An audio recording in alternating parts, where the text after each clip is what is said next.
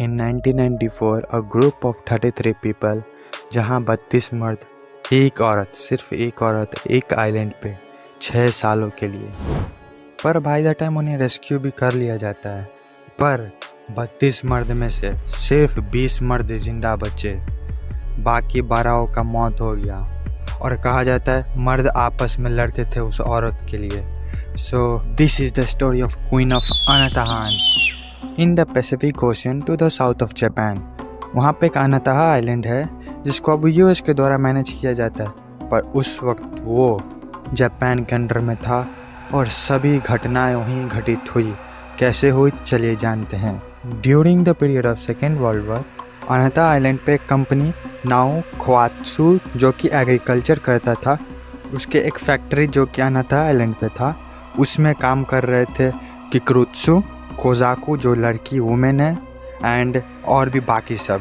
पर world war 2 जब Japan loose करने लगा तो उस डर से जितने भी वर्कर्स थे सब वहाँ से भाग गए। पर कोजाकू एंड किकुरुत्सु वो दोनों भाग नहीं पाए, वो दोनों वहीं फंसे रह गए। और उसी वक्त एक सेलर का बोट आता है वहाँ पे विथ 31 यंग मेंस, 31 जवान आदमियों के साथ। और यहीं से सारा कांड स्टार्ट हुआ। Let's begin.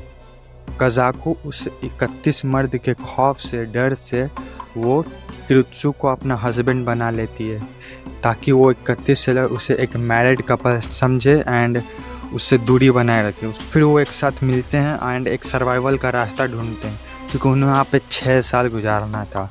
सो उन्होंने फार्मिंग स्टार्ट किया। जैसे सॉइल वहाँ का बहुत रिच था जिस वजह से पोटैटो का फार्मिंग किया, और आइलैंड पे तो फिशिंग भी किया, जिस वजह से उनके पास नीड से ज़्यादा खाना हो जाता है। बट इन 1945 जापान खुद को सरेंडर कर देता है यूएस को, जिस वजह से अब उस आइलैंड यूएस के कंट्रोल में आ जाता है। और अमेरिकन्स विजिट करते रहते हैं और अनाउंस करते हैं कि जो भी वहाँ पे अभी फंसे हुए हैं वो हमें आके सरेंडर कर दे। वर्ल्ड वॉर 2 ख़त्म हो चुका है, बट कोजाकू एंड वो जितने भी सेलर्स थे वो बिलीव नहीं करते। उन्हें लगता है कि अमेरिकन्स झूठ बोल रहे हैं, जिस वजह से वो सब सरेंडर नहीं करते हैं। उनको लगता है कि अब वो हमें मार देंगे इस वजह से। So they decided to continue their survival on Anatahan islands. Initially Kazuko और किकुरुत्सु सेलर से दूरी बनाए रखे थे, बट समय बीतते गया और चीज़ें बदल गई जब एक सेलर को उस आइलैंड पे एक पिस्तौल मिलता है एंड उस सेलर ने उसका गलत इस्तेमाल करते हुए वो किकुरुत्सु को धमकाता है टू गिव देम कोजाकू। वो कोजाकू को बदले में मांगता है एंड किकुरुत्सु के पास और कोई ऑप्शन बचता है नहीं सिवाय देने के। So he give it to them. Now Kazuko के सेकंड हस्बैंड बन जाता है वो एक सेलर, पर वो सेकंड हस्बैंड भी मारा जाता है। एंड लोगों का कहना है कि उस सेकंड हस्बैंड को किकुरुत्सु ने ही मारा, और कुछ वक्त के बाद किकुरुत्सु भी मारा जाता है एंड नोबडी नोज हाउ। कईयों का कुछ कहना होता है तो कईयों का कुछ, एंड यहाँ पे स्टोरी क्लियर नहीं कि एक्चुअल क्या बात हुआ। तो वहाँ पे एक रूमर्स भी फैलता है कि कोजाकू अपने सेलर हस्बैंड के अलावा भी और कईयों मर्द के साथ सोती है, एंड जिस वजह से वहाँ पे महाभारत जैसा सिचुएशन हो जाता है। लाइक सभी मर्द आपस में लड़ने लगते हैं कि कौन है वो, एंड जिस वजह से वहाँ पे वहाँ पे मौत होना स्टार्ट हो जाता है।